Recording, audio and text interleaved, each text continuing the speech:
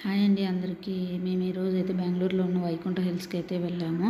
అక్కడ శ్రీకృష్ణుడు, ఇంకా వెంకటేశ్వర స్వామి, ఇంకా నరసింహస్వామి, ఇంకా అమ్మవార్లు చాలామంది దేవతలైతే ఉంటారు.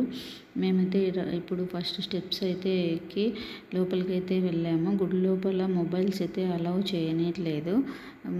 లోపల దాకా అలౌ చేయనిచ్చారు. అందుకే ఇక్కడ వరకు అయితే వీడియో తీయగలిగాను. తర్వాత అయితే ఇక్కడ శ్రీకృష్ణుడు ఉంటారు. ఇక్కడ శ్రీకృష్ణ భగవాన్ దర్శనం అయిపోయిన తర్వాత ఇంకా రథయాత్ర అయితే స్టార్ట్ అవ్వబోతుంది.